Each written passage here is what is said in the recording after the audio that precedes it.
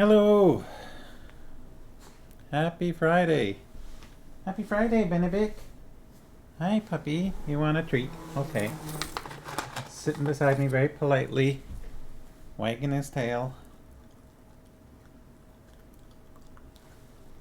Hi. That's it.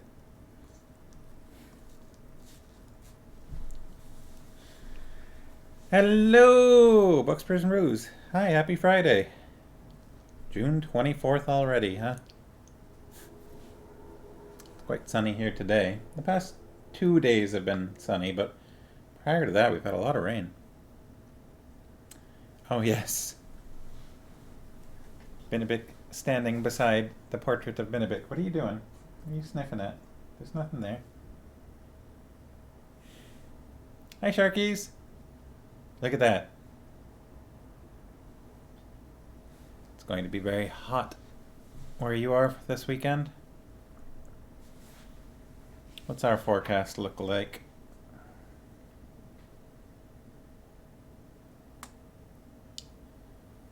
Yeah, it's gonna get pretty warm here too, actually. It looks like today's a high of 24 degrees Celsius. Oh, you're gonna outdo us a little bit. It's gonna get up to 30 degrees Celsius according to the forecast on Sunday and Monday. And it looks like Monday might have a thunderstorm.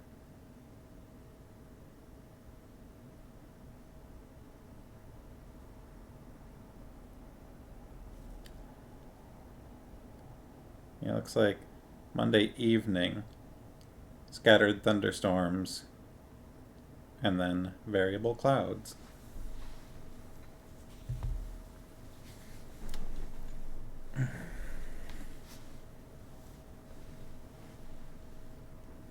Sharky saying 32. Yeah, the forecast I was looking at says 30, but that could just be local to where I am specifically, maybe. I don't know, if we're closer to some water than you are and that's keeping it cooler. Something like that, maybe.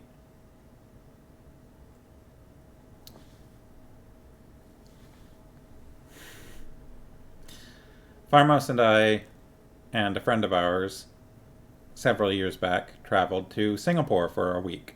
It's a lot of travel for just 1 week of visiting. But every day we were there, it was like 32 degrees during the day. And also super humid. So, but like all of the buildings that you go into were like fairly air conditioned, fans at least, things like that. Even if you were like sitting outside at like a food stall or something at the street, they would usually have fans pointed. But you know, get up in the morning and it's nice and cool in the hotel. And we weren't in the nicest hotel or anything, but it was air conditioned. But then you go up, you know, go downstairs and go out the front door, and it was just like walking into a wall of heat and like humidity, just like it would hit you in the face, just. So that was kind of a shock almost every day. Farmhouse's glasses would fog up leaving buildings, yeah. Feeding kitties.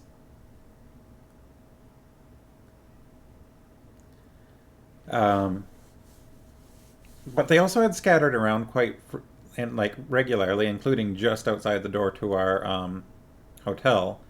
They had these vending machines where at the top of it you could see like there was a glass panel and you could see all these oranges inside, just whole, you know, unpeeled oranges.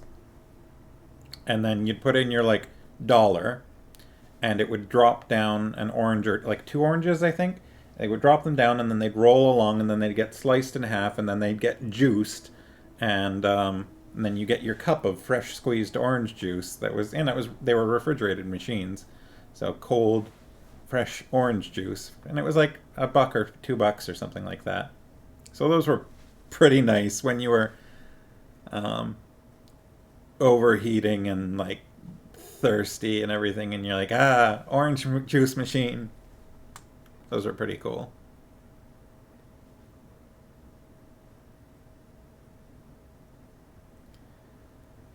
Singapore was really neat. There's a lot of things I miss about that trip. Like the scenery was very cool. It was such a it's such a weird place because like the part of Singapore we were staying in was fairly like older, I guess. It feels like a lot of the buildings were maybe from like the 50s, 50s or 60s or something like that. Some like a lot of older construction and old style buildings. But then you'd hop on a bus for, half an hour and you'd end up in this part of town that was like, I don't know, look like sci-fi, like look higher tech than anything we've got, here in Vancouver. Um, so it was just this strange mix of old and new.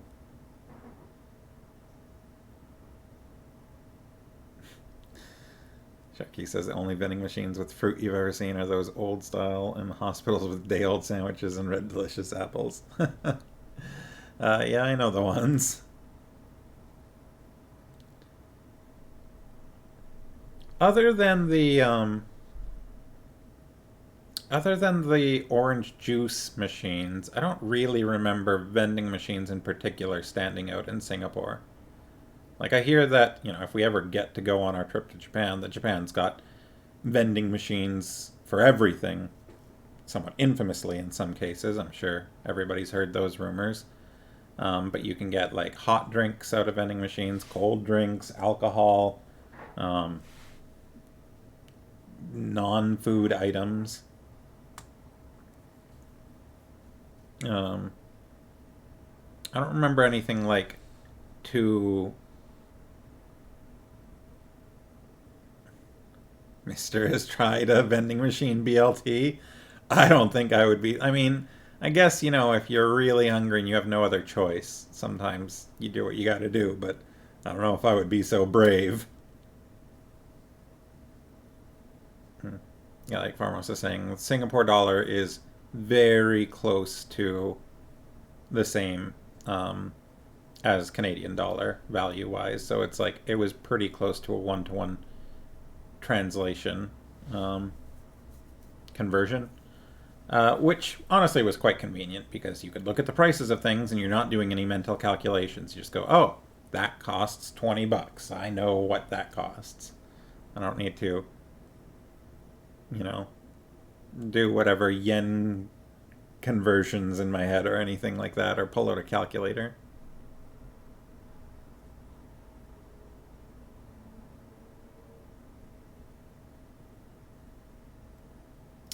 Yes.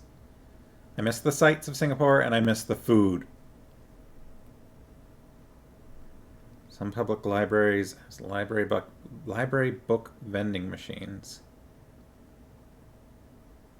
I guess you mean like outside of the library and other locations? As I'm assuming they don't have library book vending machines in the library because unless that is what you mean, but then I don't understand the purpose.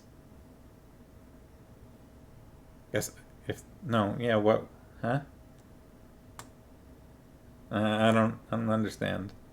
Are those like old books that they're retiring that are for sale in the vending machines, or?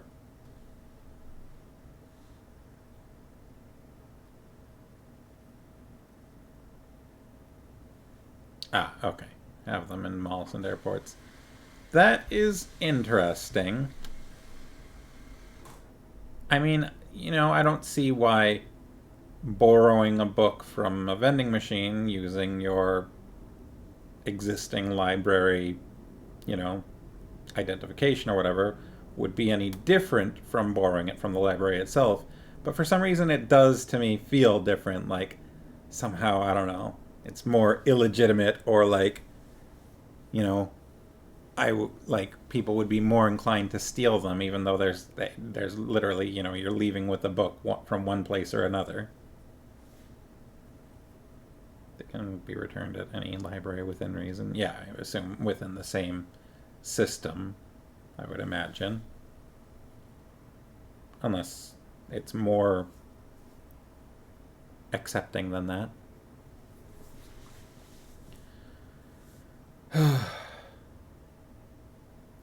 Like the first night we were in Singapore, we went to this slightly fancier restaurant. I say slightly fancier. I don't know. It was called like Barbecue Box or something, but it was a little pricey. But we got more food than we needed that night. But it was so good. It was really spicy because we got like cold lotus root slices in like with chili oil and cucumber or something, and then we got some chicken in chili oil, and then we got a bunch of skewers. Um, and that food, I am like frequently like, I want that specific food. They have a limited selection of more popular titles, as you understand. That's what I would guess, right? They're not going to put a random selection of books out of the library. They're definitely going to have to be curated because otherwise no one's ever going to use one of these vending machines. You can't handle spicy as well, but you do like some lotus root. I like spicy food. Even, I like spicy food, and people have commented on my spice level of tolerance in the past. Um, and that some people think it's rather high. But this food was quite spicy, even to my taste. And the coffee place. Yeah.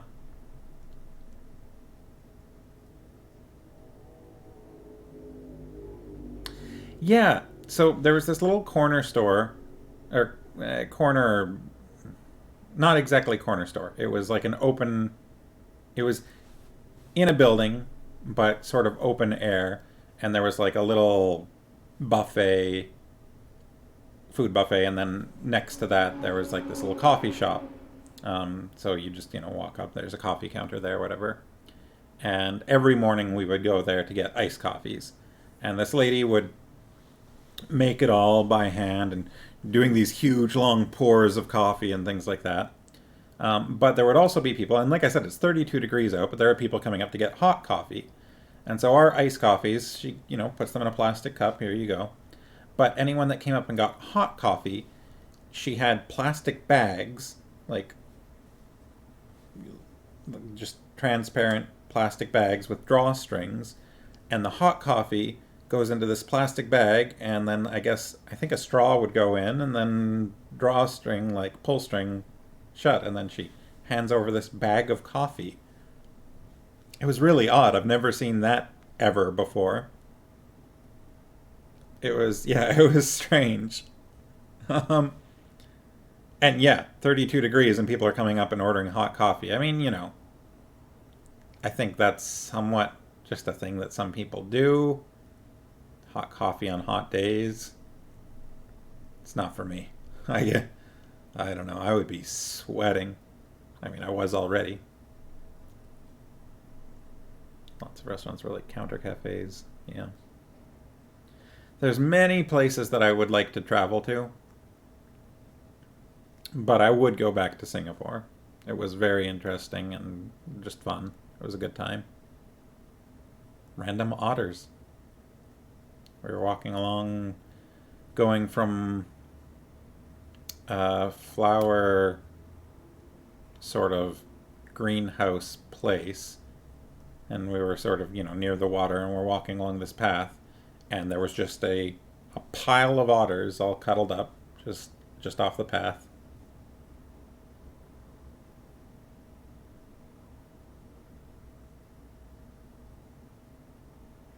Yeah, English was pretty common. We did run into some instances where we were trying to talk to someone that didn't really speak English.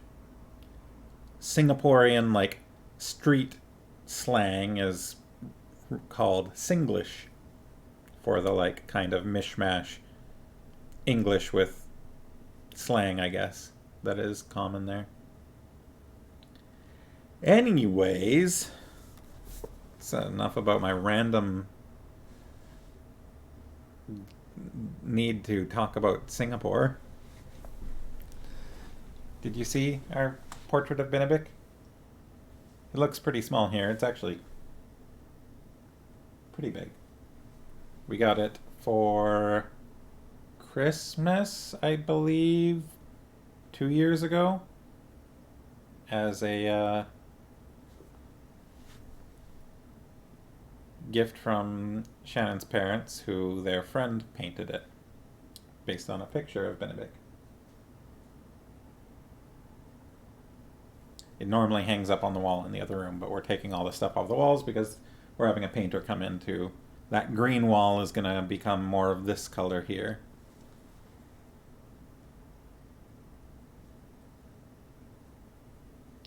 So, lots of stuff coming down and, still getting the place more ready for display.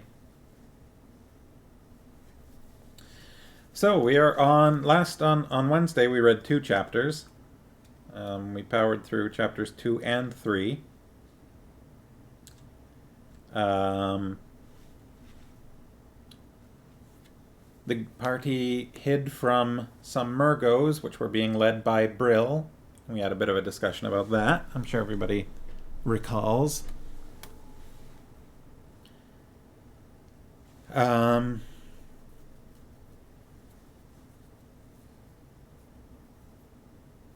little talk about what is going on with Brill.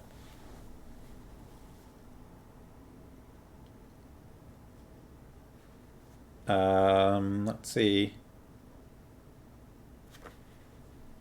Sinedra and Mandoralin had a conversation with one another, talking about how exactly sorcerers rank amongst noblemen and such. Specifically the sorcerers traveling with them. Because that's something... Rank is a central part of Sinedra's life. And not knowing how someone else ranks seems to be agitating to her.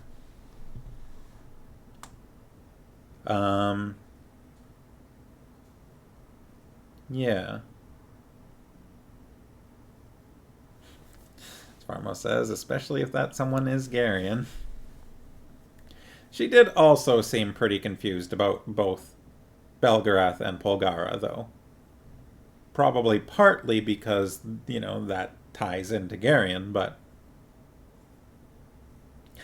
Very much Silk's discomfort of not knowing who got the better bargain. Yes, that is accurate, I think. That seems like a good call.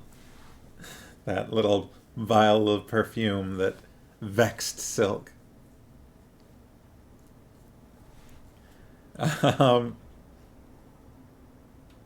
Which of course came from a Revan. And we saw that Mandoralin is still troubled by his perceived lack of courage. Which I think most everybody else just can't wrap their brains around. And then, of course, there was that lion. And something that we didn't really talk about, but after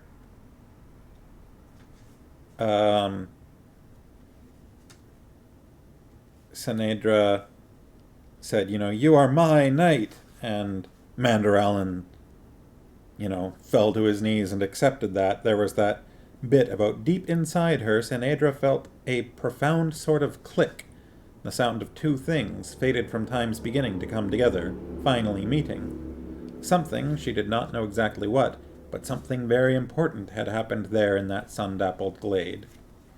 That's an interesting little couple of sentences. Just to something important just happened. Why was it important? We don't know. Important to whom? We don't know. But yeah. A little strange.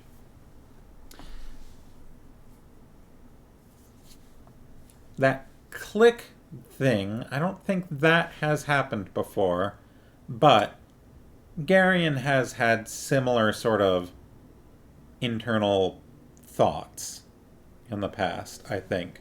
You know, the like feeling like a pawn on a chessboard sort of feeling. Like something's happening. Look what I got. Ramune soda. Made with real sugar. Have you ever had one of these? They come in a lot of flavors, but I just got the original flavor. I like the melon as well, it's tasty. If you haven't had... Oh, did I just... Yeah, I did. I thought I was just throwing away the garbage, but I actually threw away. There we go. They come with this little lid here that you pop the piece out of, if you haven't done this before. And then the top of it looks like this. It's a glass bottle. And you put this little plunger thing on top, and you press down. Let's see if I can... Like that. And the little marble gets pushed into the bottle. And then, if you didn't know, this little indent here is so that when you tilt the glass, the marble catches on that indent and it doesn't roll up and block the top here, so you can actually drink it. That's what that's for. Pro tip.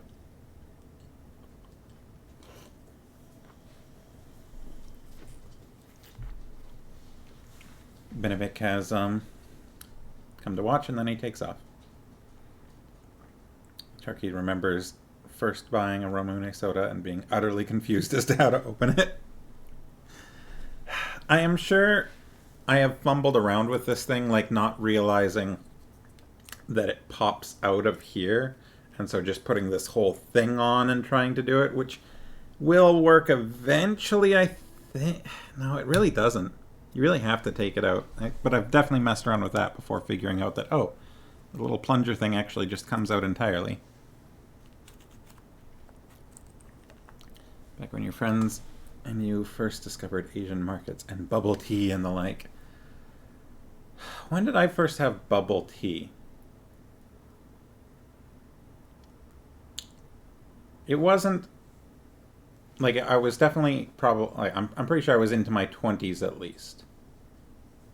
I remember when I first had sushi, because I did not have sushi growing up. So I first had sushi when I was about 19. And chopsticks were much easier to use than I had been led to believe by Western media.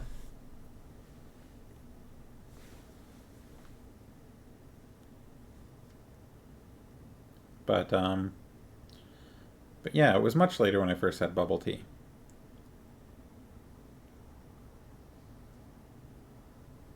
Your Asian market delving would have been right around 99, 2000.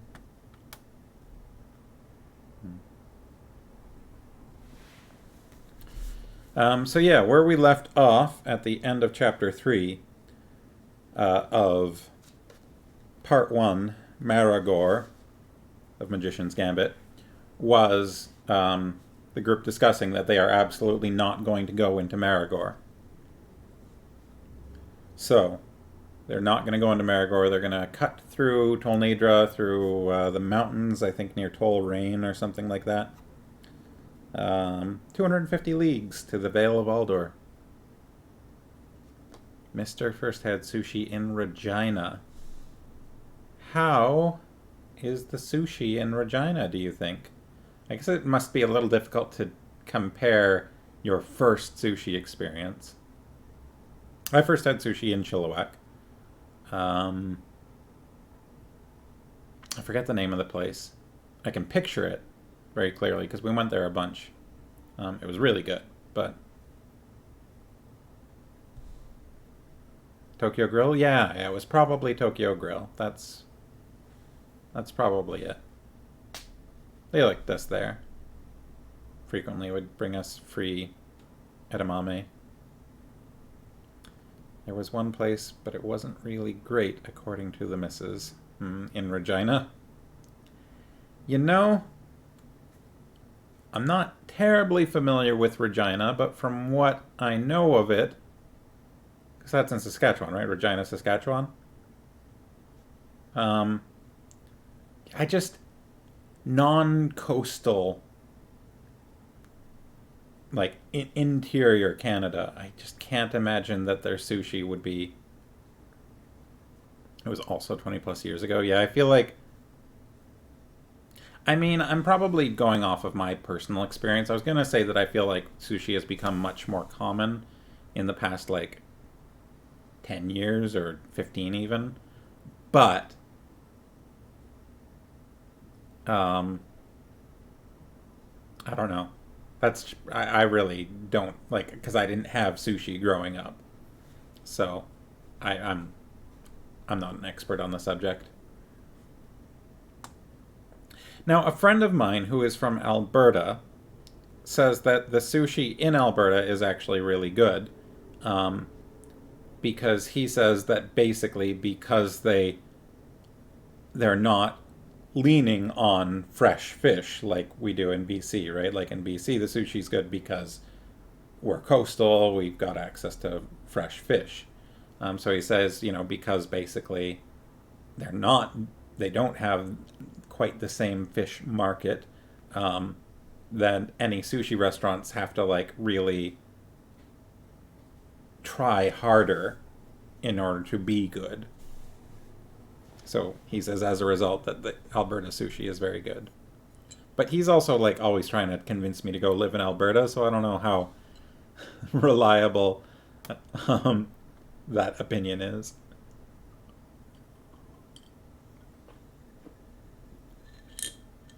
As Farmo says. Sushi in Calgary was decent. It's a huge city and metropolitan enough. Yeah. I've never been to Calgary. Been to Banff. I've been to Red Deer. It's been a long time, but I've been to Red Deer. But I've never been to Calgary, and I've never been any further east in Canada than like Banff and Red Deer. Yeah.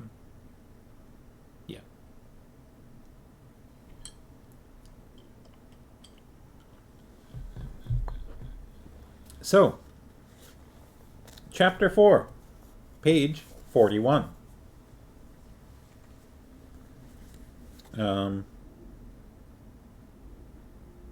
Which 40 pages to get to Chapter 4, so more than 10 pages per chapter is. I look at it and go, oh, Chapter 4 on page 41, like that's almost lining up 10 pages per chapter. No, so that's not counting Chapter 4, we just arrived at it, the beginning of it. One of your bucket list trips is to go across the country.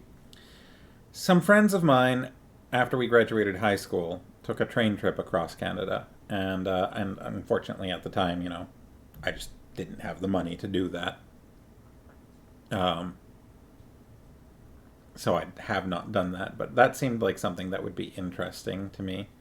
I mean, somewhat interesting, but at the same time, it's like, they're like, to me, I'm like, if you're going across Canada, I really just kind of want to get to the other coast. I don't care that much about the interior. Like, they were like, yeah, we slept through Saskatchewan. I don't know. And also, when I get to open plains with no mountains around, I get a little agoraphobic. I feel like, I don't know, like I'm going to fall off the earth. I need mountains and trees. All that flat, I have trouble dealing with that. Not like crippling agoraphobic or anything. Like, I'm not claiming that I am actually agoraphobic. That, is a serious condition, and that's not me. But I get there and I go, ugh, I don't like it. Ugh. I feel like, I don't know. There's nowhere to hide.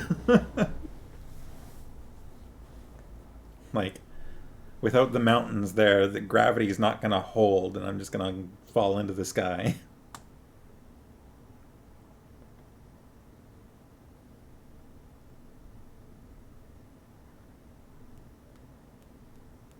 Yeah. Yeah, I've got similar opinions to Farmhouse. First few times you're in Sask, you Felt like there must be an invisible glass ceiling pushing down the land so flat. You found it unnerving too. Mm-hmm. All right, so yeah, why don't I get started on chapter 4? Everybody ready? It is 7:30. We've been here for half an hour. Yeah, all right. I'm going to get going. Chapter 4. When they rose the next morning, as the first pale hint of light was appearing on the eastern horizon, there was a touch of silvery frost on the ground, just talking about the cold, and a thin scum of ice around the edges of the spring at the bottom of the glen. Sinedra, who had gone to the spring to wash her face, lifted a leaf-thin shard from the water and stared at it. "It's much colder up in the mountains," Geryon told her as he belted on his sword. "I'm aware of that," she replied loftily. "Forget it," he said shortly, and stamped away, muttering. I get that. Sometimes, you're just trying to make conversation, you say something, and somebody gets confrontational or something about it, and you're like, nope, I don't want any part of this. Scum of ice. Yeah, I was looking at that as well. Scum of ice is odd. Not like a skin of ice or something. Yeah, a scum of ice. I wonder if that's kind of an alternate definition of the word scum, like thin sheet or something like that. Because usually, yeah, like scummy to me is like either like filthy or like it's got algae or something like that, like. Anyways. They rode down out of the mountains in the bright morning sunlight, moving at a steady trot. As they rounded a shoulder of outcropping rock, they saw the broad basin that had once been Maragor, the district of the Marags, stretching out below them. They're not going to go there, it's haunted. Just so everybody knows, they will not be going to Maragor at this time. They had discussed it and decided.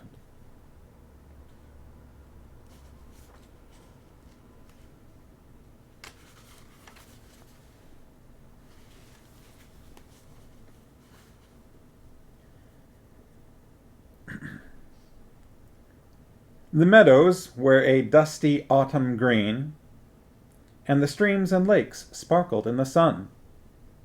A tumbled ruin, looking tiny in the distance, gleamed far out in the plain. Far out. Princess Sinedra, Geryon noticed, kept her eyes averted, refusing even to look.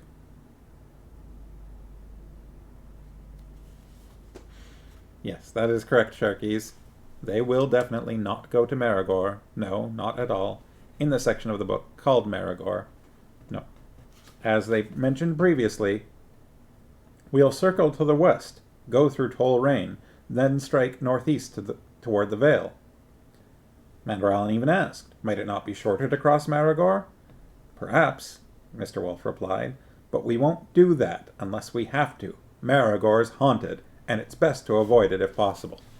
They will not be going to Maragor, they said.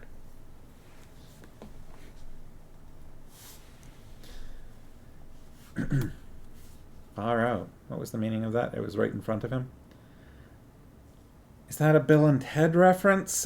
That, to me, just, if I had to take a guess, because I don't know specifically the quote, but I would guess that that's Bill and Ted.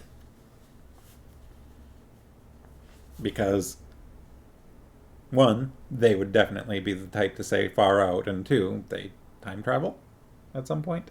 Or maybe Army of Darkness. Back to the Future 3. Now I feel even worse about not recognizing it.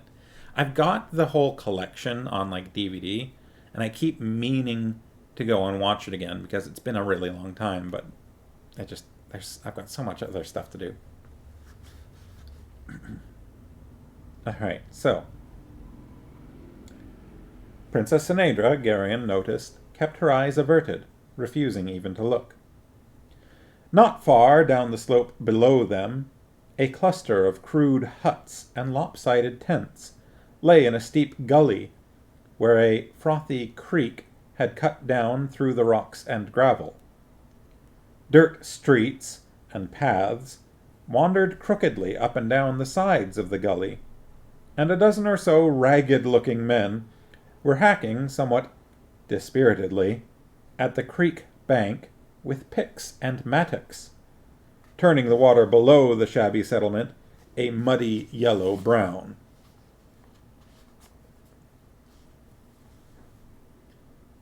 "A town?" Dernick questioned. "Out here?" "Not exactly a town," Wolf replied.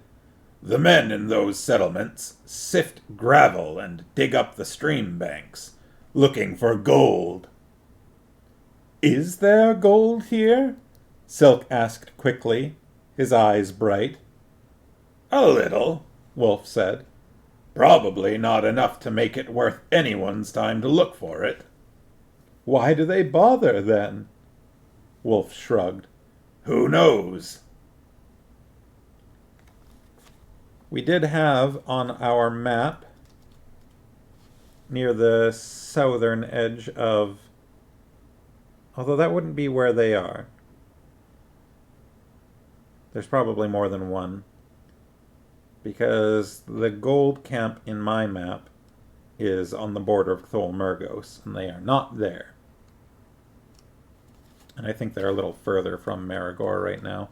Let's see if the larger map has one. Not really that I can see.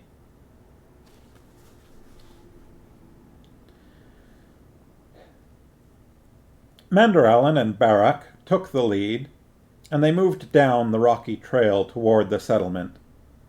As they approached, two men came out of one of the huts with rusty swords in their hands.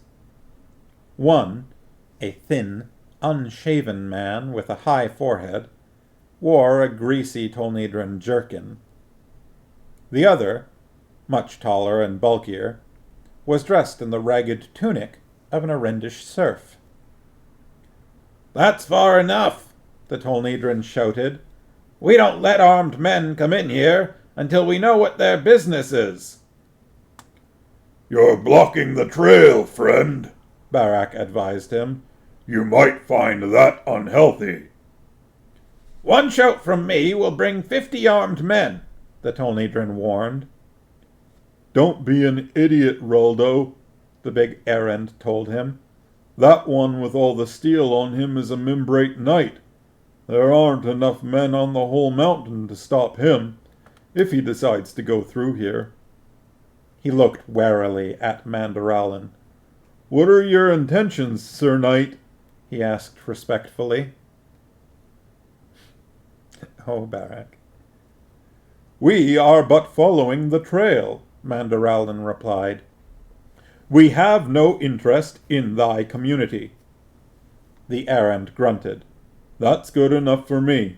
Let them pass, Roldo." He slid his sword back under his rope belt. "What if he's lying?" Reldo retorted. "What if they're here to steal our gold?" "What gold, you jackass?" the errand demanded with contempt. "There isn't enough gold in the whole camp to fill a thimble. And Mimbrate knights don't lie. If you want to fight with them, go ahead. After it's over, we'll scoop up what's left of you and dump you in a hole someplace." It's interesting to see an outsider, but still an errand's view of Mimbrate knights. "You've got a bad mouth, Berig," Reldo observed darkly. "And what do you plan to do about it?" The Tolnedran glared at the larger man, and then turned and walked away, muttering curses. Practical man values his life, and just doesn't seem to see a reason to cause problem with a Mimbrate knight specifically.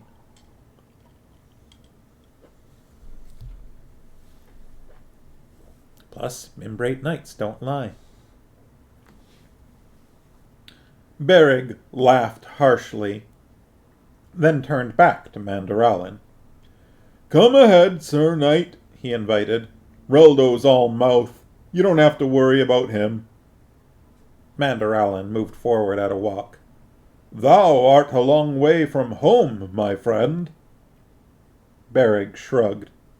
"There wasn't anything in Erendia to keep me, and I had a misunderstanding with my lord over a pig. When he started talking about hanging, I thought I'd like to try my luck in a different country." "Seems like a sensible decision," Barak laughed. Berrig winked at him. "The trail goes right on down to the creek," he told them. "Then up the other side behind those shacks.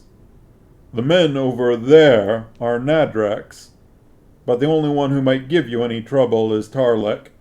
He got drunk last night, though, so he's probably still sleeping it off."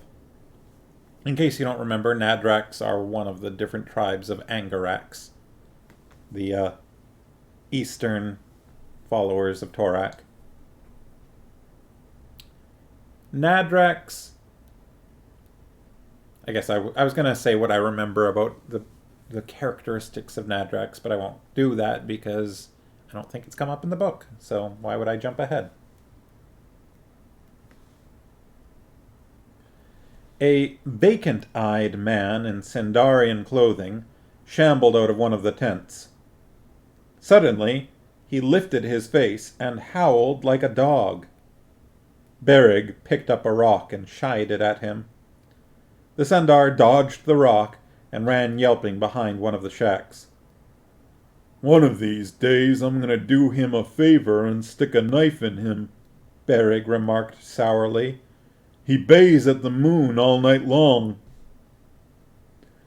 "What's his problem?" Barak asked. Berrig shrugged. "Crazy. He thought he could make a dash into Maragor and pick up some gold before the ghosts caught him. He was wrong." "What did they do to him?" Dernick asked, his eyes wide. "Nobody knows," Berrig replied. "Every so often somebody gets drunk or greedy and thinks he can get away with it. It wouldn't do any good even if the ghosts didn't catch you. Anybody coming out is stripped immediately by his friends. Nobody gets to keep any gold he brings out, so why bother?" "You've got a charming society here," Silk observed wryly. Berrig laughed. "It suits me. It's better than decorating a tree in my lord's apple orchard back in Erendia." He scratched absently at one armpit. "I guess I'd better go do some digging," he sighed. "Good luck." He turned and started toward one of the tents. Oh, Berrig. "Let's move along," Wolf said quietly. "These places tend to get rowdy as the day wears on." "You seem to know quite a bit about them, Father," Aunt Pole noticed. "They're good places to hide," he replied. "Nobody asks any questions. I've needed to hide a time or two in my life." "I wonder why." Sharkies, that man's whole vibe was, it's a living. Yeah.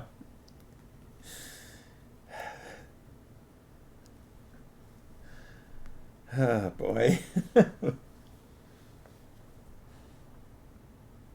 They started along the dusty street between the slapped-together shacks and patched tents, moving down toward the roiling creek.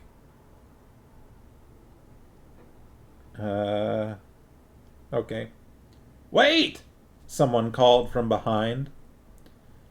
Sometimes when I come across a new character, I have to, pause and scan ahead just to see who's talking. "Wait!" someone called from behind. A scruffy-looking Drasnian was running after them, waving a small leather pouch. He caught up with them, puffing. "Why didn't you wait?" he demanded. "What do you want?" Silk asked him. "I'll give you 50 pennyweight of fine gold for the girl," the Drasnian panted, waving his leather sack again. Mandaralen's face went bleak, and his hand moved toward his sword hilt. "Why don't you let me deal with this, Mandaralen?" Silk suggested mildly, swinging down from his saddle. Sinedra's expression had first registered shock, then outrage. She appeared almost on the verge of explosion before Garion reached her and put his hand on her arm. "Watch," he told her softly. "How dare—" "Hush! Just watch. Silk's going to take care of it." "That's a pretty paltry offer," Silk said, his fingers flicking idly. "Oh." "She's still young," the other Drasnian pointed out. "She obviously hasn't had much training yet. Ugh. Which one of you owns her?" "We'll get to that in a moment," Silk replied. "Surely you can make a better offer than that." "It's all I've got," the scruffy man answered plaintively, waving his fingers. "And I don't want to go into partnership with any of the brigands in this place. I'd never get to see any of the profits." Silk hasn't played this game in a while. Yeah, well, he was absent for like the last third of the previous book, so, and then we read a whole other book in between. But yeah. Silk shook his head. "I'm sorry," he refused. "It's out of the question. I'm sure you can see our position." Sinedra was making strangled noises. "Be quiet," Garion snapped. "This isn't what it seems to be." "What about the older one?" the scruffy man suggested, sounding desperate. "Surely 50 pennyweight's a good price for her." Without warning, Silk's fist lashed out, and the scruffy Drasnian reeled back from the apparent blow. His hand flew to his mouth, and he began to spew curses. "Run him off, Mandaralen," Silk said quite casually. The grim-faced knight drew his broadsword and moved his warhorse deliberately at the swearing Drasnian. After one startled yelp, the man turned and fled.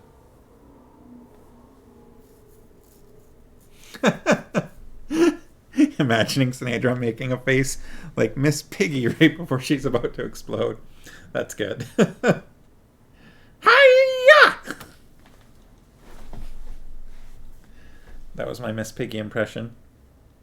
Not practiced. Nose and mouth squishing in on themselves. That's the best I got.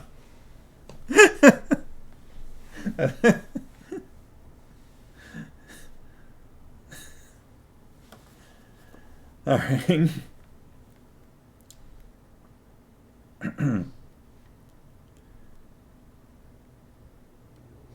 Sound effect like a whistling kettle. All right. The man turned and fled. "What did he say?" Wolf asked Silk. "You were standing in front of him, so I couldn't see." "The whole region's alive with Murgos," Silk replied, climbing back on his horse. "Charon says... Charon? K-H-E-R-A-N. Not Karen. Charon. Charon says that a dozen parties of them have been through here in the last week." "You knew that animal?" Sinedra demanded. "Charon? Of course. We went to school together." "Drasnians like to keep an eye on things, Princess," Wolf told her. King Rodar has agents everywhere. That awful man is an agent of King Rodar? Sinedra asked incredulously. Silk nodded. Actually, Charon's a Margrave, he said. Margrave, I want to say, is somewhere around the same rank as an Earl. I think, if I'm remembering correctly, a Margrave might be like an Earl that whose lands are near the border of the country, and so they have like additional responsibilities of defense. But I could be getting that wrong. I could be like there's, because I know there's like border dukes are like that. Like a border duke is what it sounds like. Same level as Marquis or Marquess. Yeah. But is that, which I think is still similar to Earl, isn't it?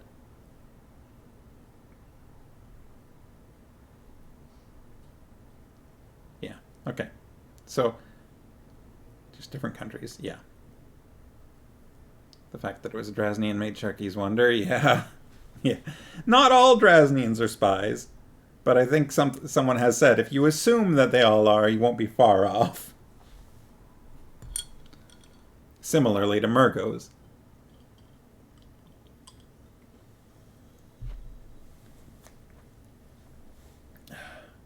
Anyways. Actually, Charon's a Margrave, he said. He has exquisite manners under normal circumstances. He asked me to convey his compliments. Sinedra looked baffled.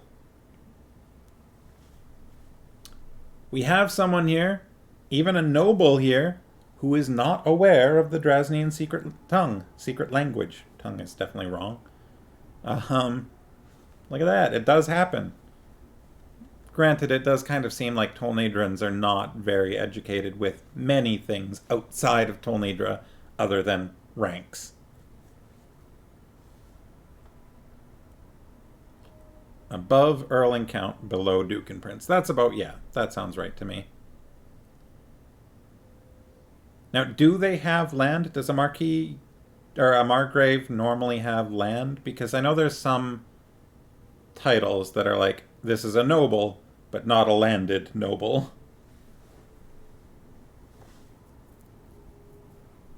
Anyways, I keep getting... I'm running on like 3 hours of sleep today, and it's been a busy day, so I'm easily distractible. My attention span is lower than it might otherwise be. So I'll try to keep that under control. Sinedra looked baffled. Drasnians talk to each other with their fingers, Garion explained. That is not Garion's voice. I thought everybody knew that. It does seem like that sometimes, doesn't it? Sinedra's eyes narrowed at him. Oh, look at that. Garion knew something Sinedra didn't know. That's rare. What Charon actually said was... I'm getting... Garion's voice is blending with Silk's right now. What Charon actually said was, tell the red-haired witch that I apologize for the insult, Garion informed her smugly. Oh. Wench. Tell the red-haired wench that I apologize for the insult, Garion informed her smugly. He needed to talk to Silk, and he had to have an excuse. Wench? His word, not mine, Garion replied quickly. You know this sign language? Naturally. That'll do, Garion, Aunt Pole said firmly.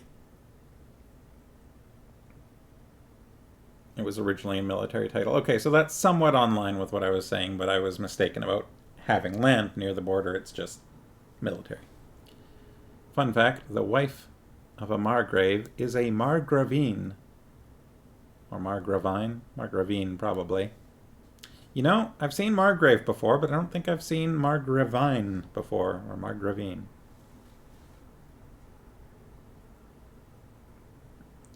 Keran recommends that we get out of here immediately, Silk told Mr. Wolf. He says that the Murgos are looking for somebody. Us, probably. From the far side of the camp, there were suddenly angry voices.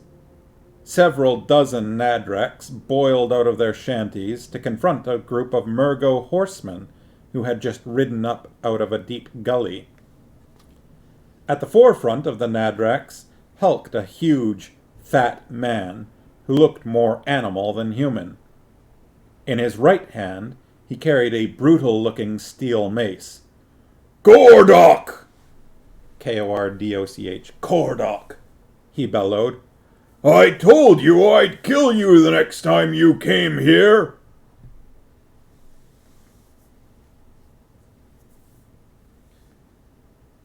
The man who stepped out from among the Murgo horses to face the hulking Nadrak was Brill. Really? You've told me a lot of things, Tarlek, he shouted back. This time you get what's coming to you, Kordoch, Tarlek roared, striding forward and swinging his mace. Stay back, Brill warned, stepping away from the horses. I need a different voice for Brill. It's too similar to, like, every other... I use this voice too much. We need a different voice for Brill. What does Brill sound like to you? He should be kind of greasy, but thuggish, right? Slimier, yeah. Both of you saying that. Slimy. What does a slimy voice sound like? Not too nasally, I think. Something more like this. How does that sound? Is that too similar to some of the other voices? Could this be Brill? Maybe a little less gravelly. I can try. That might just be me, though. Maybe a little less. No. Maybe a little less gravelly. I don't know if I can do much less gravelly. An evil minion in film noir. It's been too long since I've watched much film noir to be able to pull that out of my hat without thinking of a specific example. And even then, it's been a while. I think I'm going to go with something like this. This is going to be Brill for now. At the very least, because I don't think I've used something quite like this very much. Okay.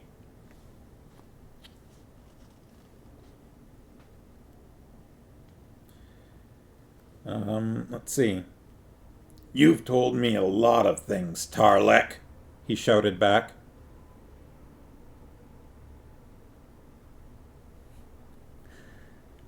This time you get what's coming to you, Kordoch, Tarlek roared, striding forward and swinging his mace.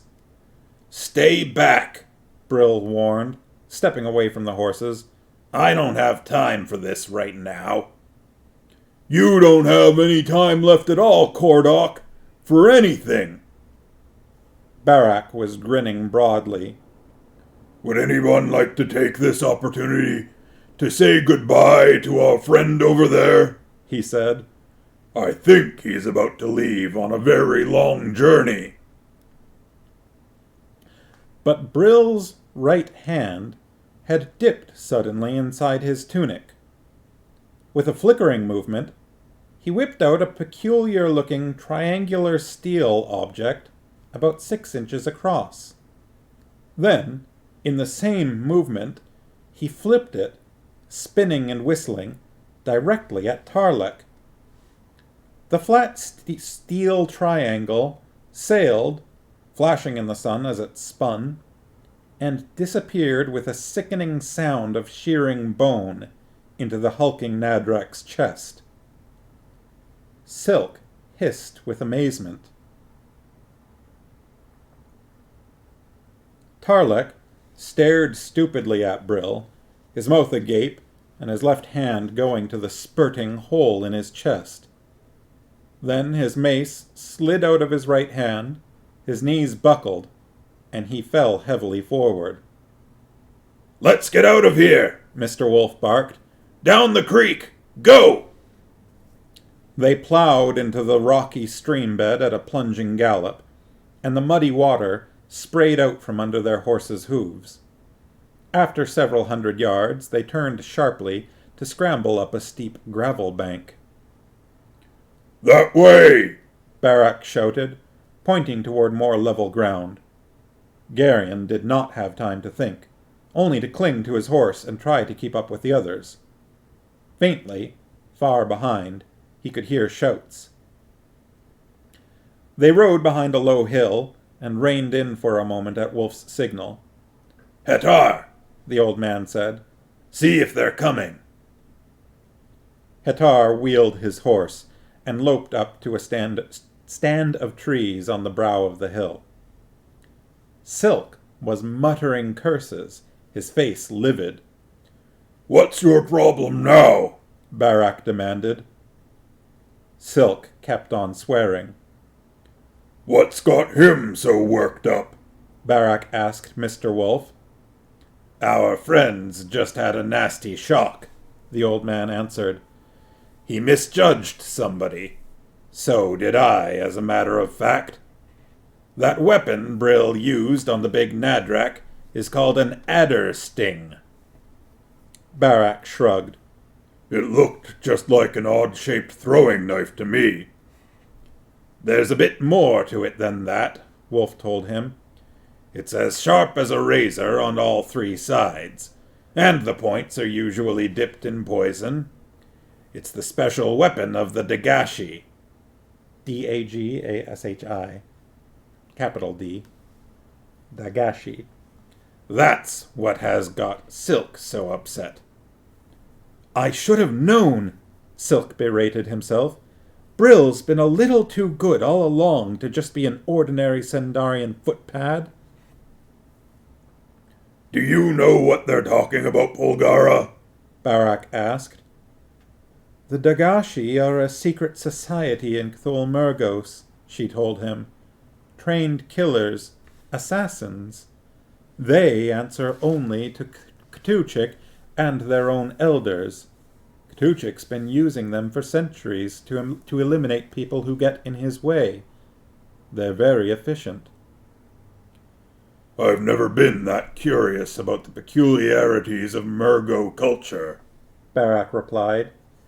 "If they want to creep around and kill each other, so much the better." He glanced up the hill quickly to find out if Hetar had seen anything behind them.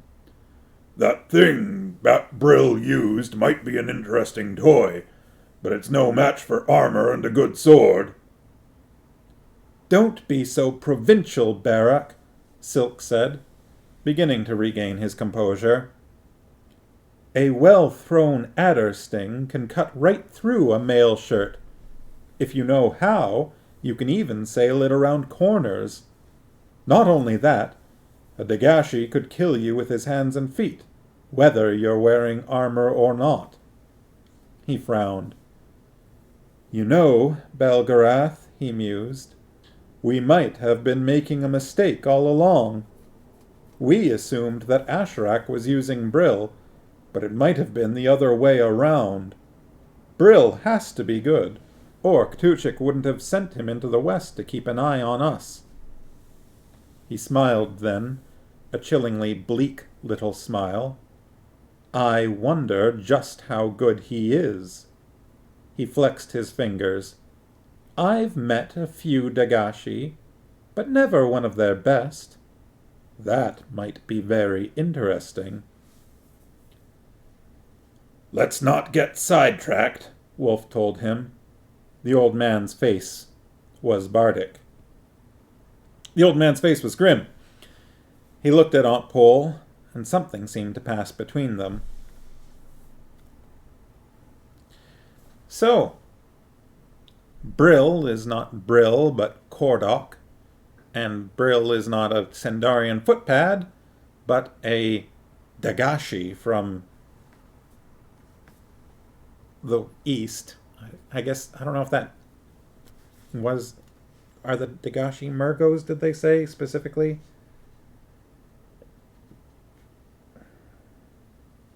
Secret Society and Cthul Murgos. So I guess they are Murgos, but like a tribe of them. So many different Angaraks.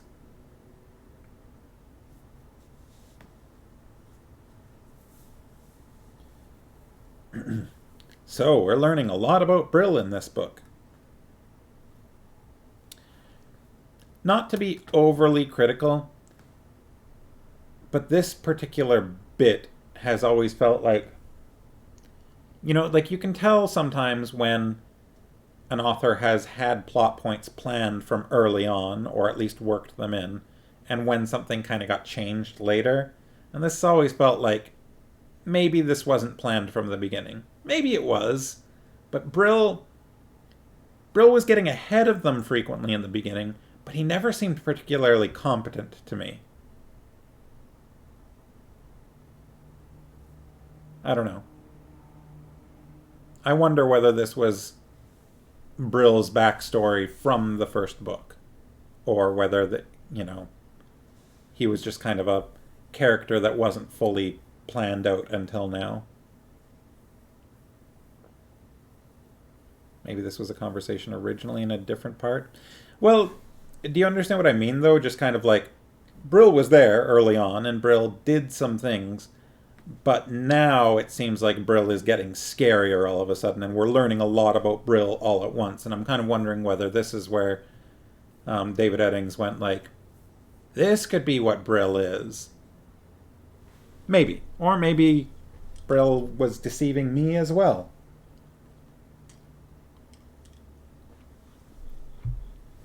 Because I guess the argument against that would be,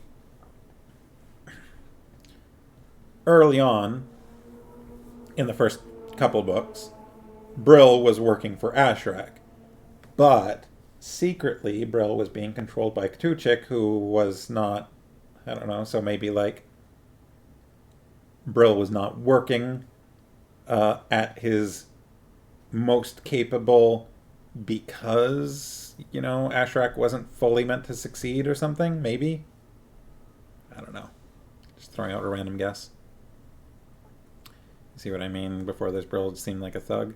Which, Silk is saying could have been a deception, but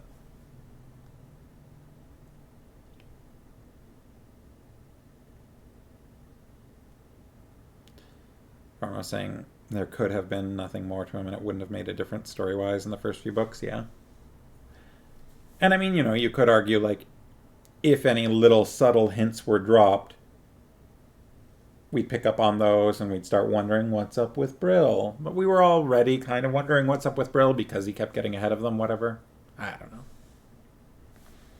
Then again, if he was from an assassin tribe, maybe his disguises are as good as Silk's. Yeah.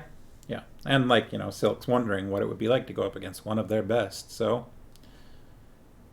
I guess it could go either way, but the way that it feels to me is like probably, I kind of guess that this wasn't Brill's backstory until this book.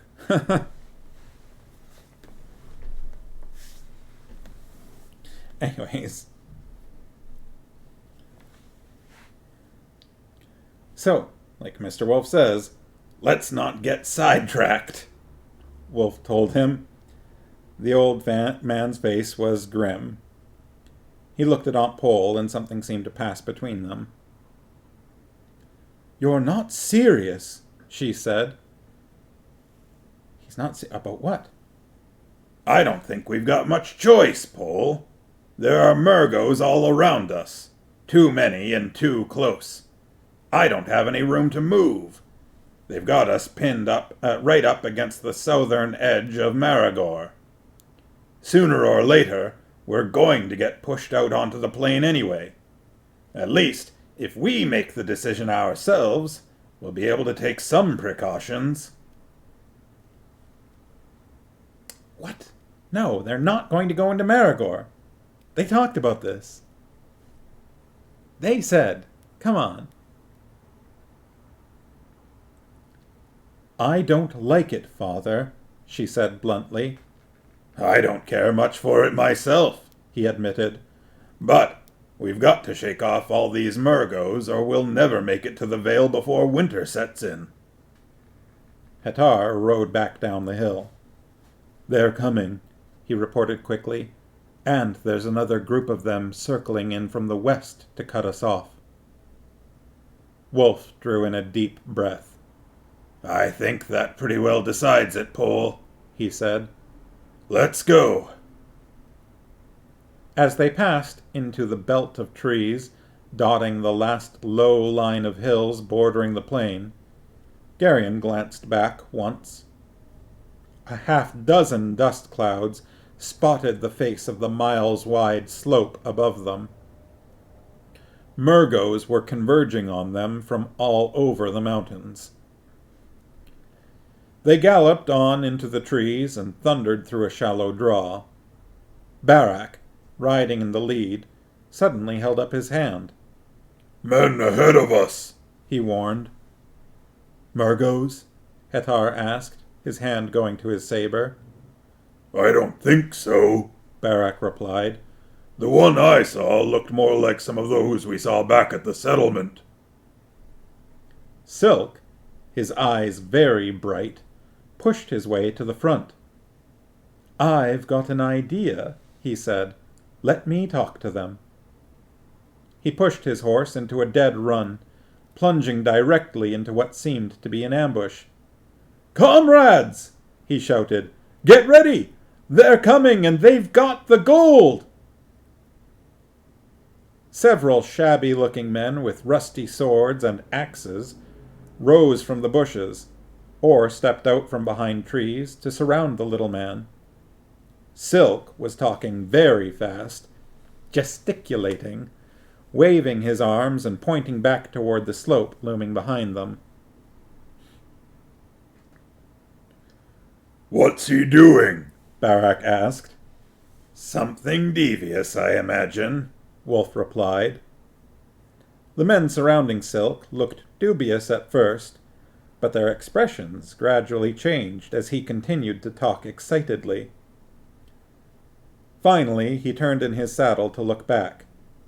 He jerked his arm in a broad overhead sweep.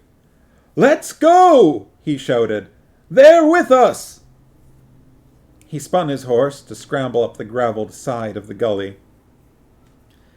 Silk is exactly the sort of rogue I try to play in D&D when I play a rogue in D&D. And it's probably because I've read these books. Because I've read them multiple times. It's probably unconscious at this point, but just the social tricks and things like that he tries to pull are exactly the kind of thing that I find myself wanting to do.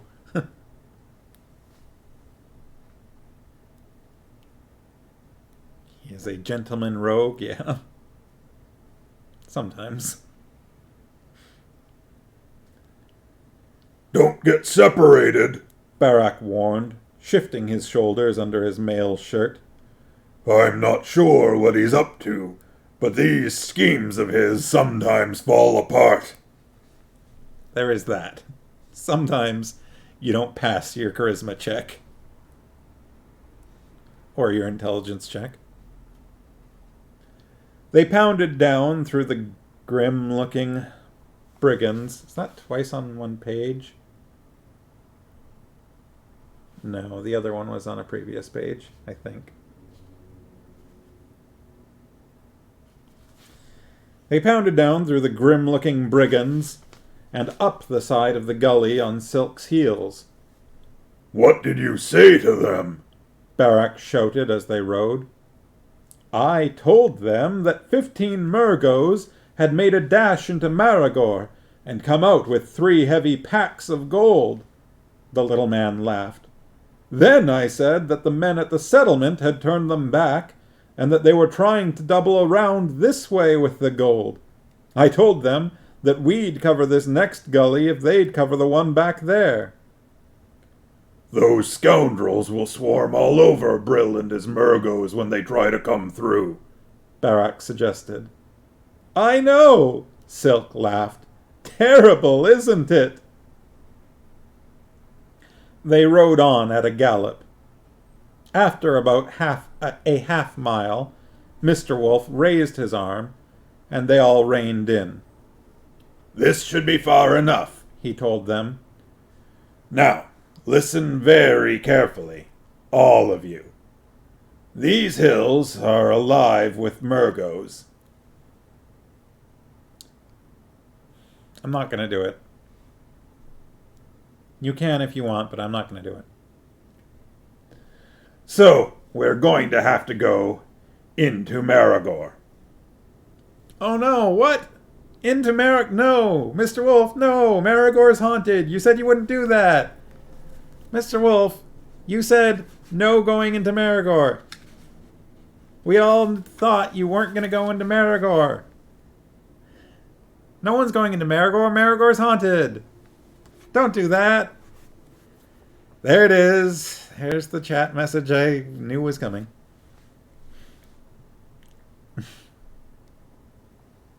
We don't go to Maragor.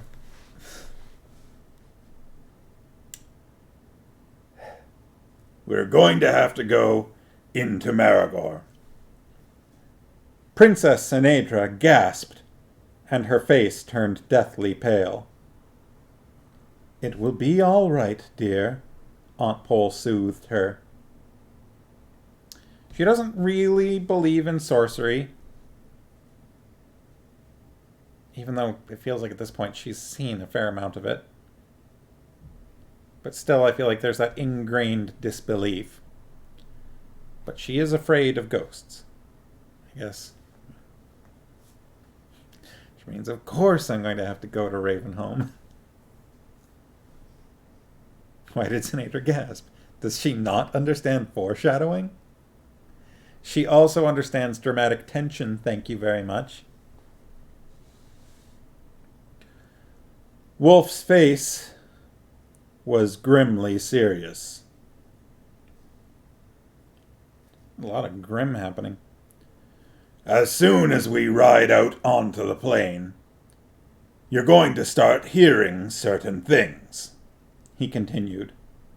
Don't pay any attention. Just keep riding. I'm going to be in the lead, and I want you all to watch me very closely. As soon as I raise my hand, I want you to stop and get down off your horses immediately. Keep your eyes on the ground and don't look up, no matter what you hear. Yes. There are things out there that you don't want to see. Polgara and I are going to put you all into a kind of sleep. Don't try to fight us. Just relax and do exactly what we tell you to do.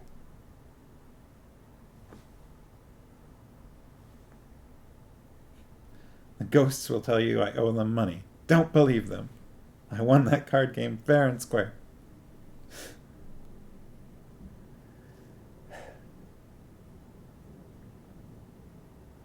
This is interesting, this whole bit.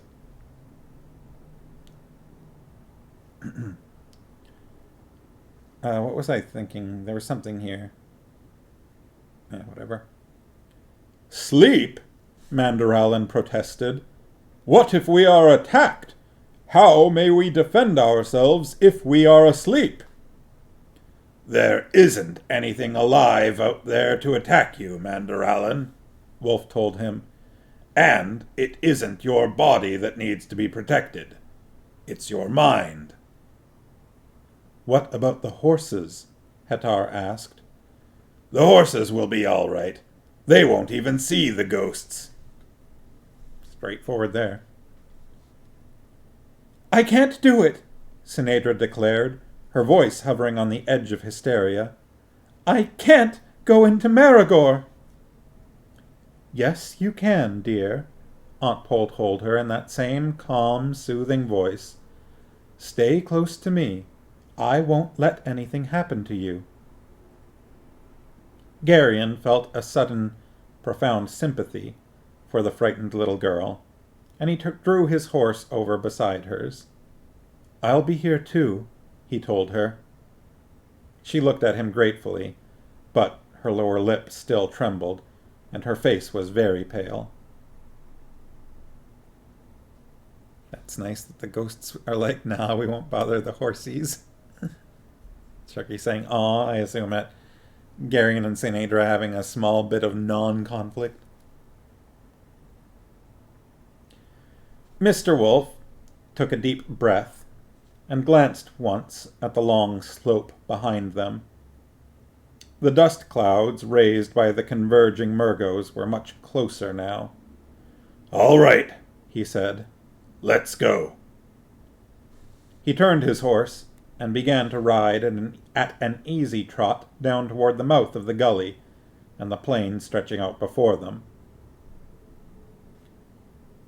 The sound, at first, seemed faint and very far away, almost like the murmur of wind among the branches of a forest, or the soft babble of water over stones. Then, as they rode farther out onto the plain, it grew louder and more distinct. Garion glanced back once, almost longingly at the hills behind them.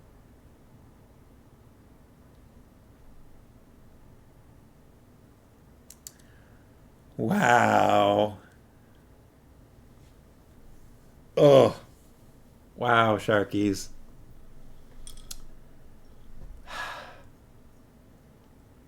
That was a joke with layers.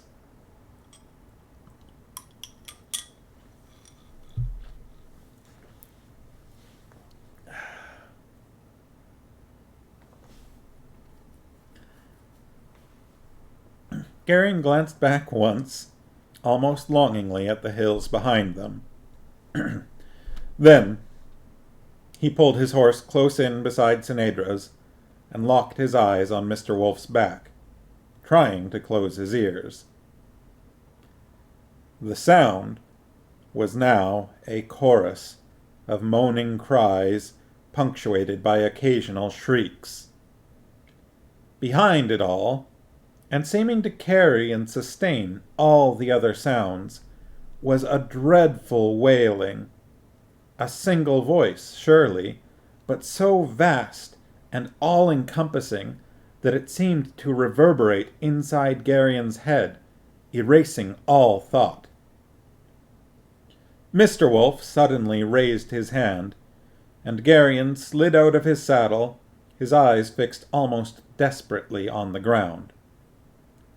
Something flickered at the edge of his vision, but he refused to look. Then Aunt Pole was speaking to them, her voice calm, reassuring. "I want you to form a circle," she told them, "and take each other's hands. Nothing will be able to enter the circle, so you will all be safe." Seems to me like harm could be done to the outside of the circle. Trembling in spite of himself, Garion stretched out his hands. Someone took his left, he didn't know who, but he instantly knew that the tiny hand that clung so desperately to his right was Sinedra's. Aunt Pole stood in the center of their circle, and Garion could feel the force of her presence there washing over all of them. Somewhere outside the circle, he could feel Wolf.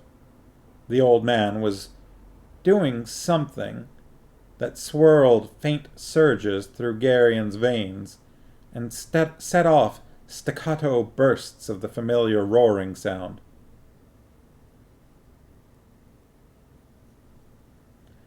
The wailing of the dreadful single voice grew louder, more intense, and Garion felt the first touches of panic. It was not going to work. They were all going to go mad. "Hush now," Aunt Pole's voice came to him, and he knew that she spoke inside his mind. His panic faded, and he felt a strange, peaceful lassitude. His eyes grew heavy, and the sound of the wailing grew fainter. Then, enfolded in a comforting warmth, he fell almost at once into a profound slumber. So that is the end of chapter 4. On page 52, we only read 12 pages, but I kept getting sidetracked, so that's kind of on me. That's entirely on me. Chapter 5 goes from partway through page 52 to page 69, so it's a little longer, and I am quite tired, so I don't think I'm going to get into that tonight. So yeah, I'm going to stop there. For next Wednesday, what's the date next Wednesday? Wednesday the 29th. Should be fine, I think. For next Wednesday, just a little bit of a content warning. There might be somewhat graphic imagery, of like violent imagery, I suppose. And I'll mention that at the beginning, minor spoiler warning, but it's a content warning, so probably not anything too much more severe than we've already encountered in previous books, but just be forewarned. So yeah, some interesting stuff tonight in chapter 4. We've learned a little more about another tribe of Angarak. I mean, I guess like a cult within the Murgos, basically, but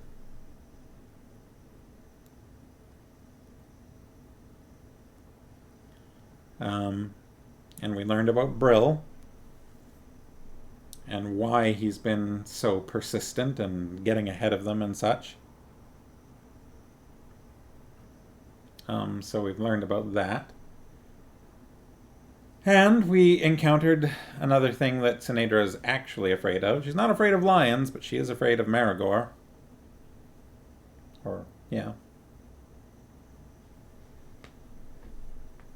We had some silk shenanigans. A lot of grim. I think Sharky said it might be a record. 2 things ghosts respect: horsies and sleepies. Well, a lot of what we've heard about the ghosts' effects on people is that people go mad. And I guess it's hard to go mad from an encounter with a ghost if you sleep through it. You've missed silk shenanigans, yeah. Yeah. He is clever. And I like this particular scheme is, I feel like, very on brand for him, and also just like, yeah, it seems like that would work. From what we've learned about the people in these camps, is that they want gold even if they're willing, even if they have to take it from someone else. Or each other.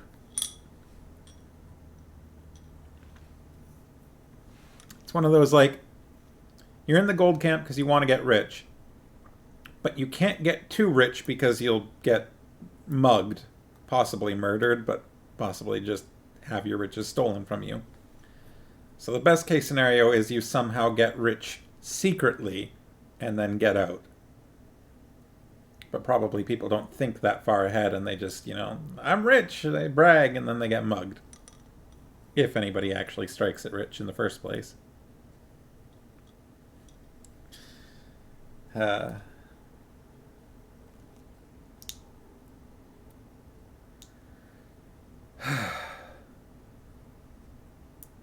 gonna have to remember Brill's voice.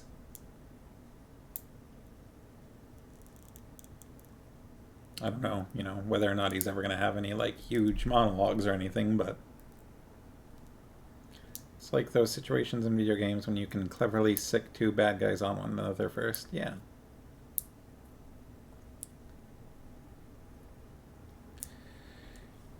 The Dagashi are an interest. Like, they're obviously, they're ninja, right? They're ninja, throwing stars and everything, but with subtle differences. For instance, their adder sting just being a triangle instead of an actual like star.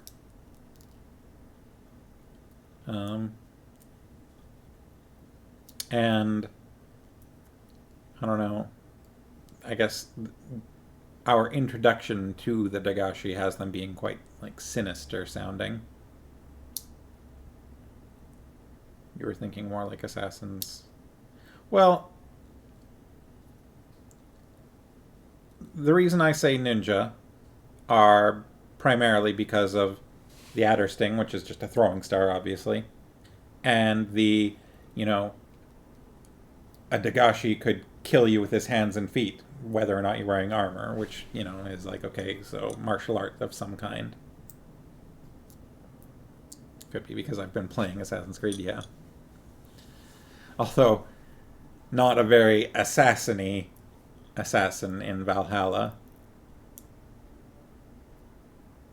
Basically, they learned the hard way that a triangle frisbee isn't a good toy. But hey, this might be good for murdering.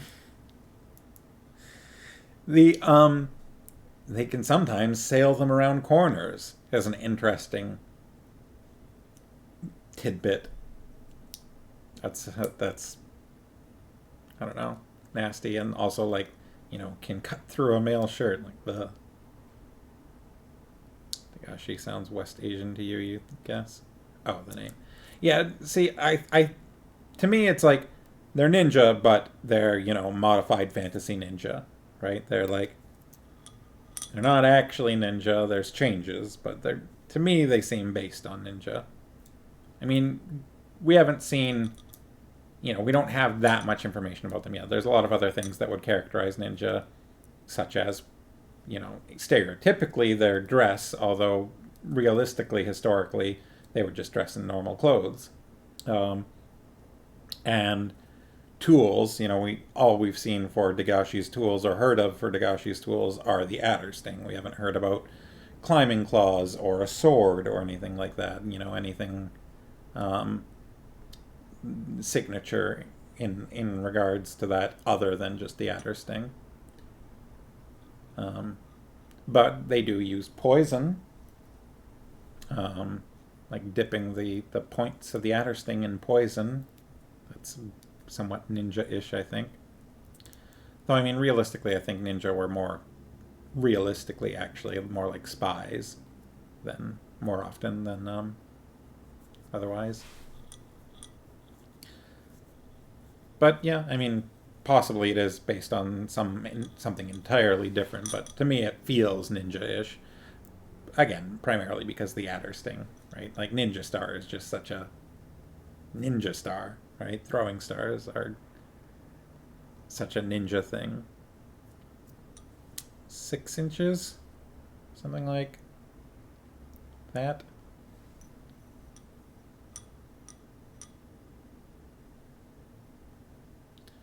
Yeah, if you've got a razor edge on all sides with the tips dipped in poison, you got to be very careful about handling something like that. Well, yeah. I think I am done for tonight. I see that Bear is streaming, so might as well raid over to him, say hi. So I'll get that started.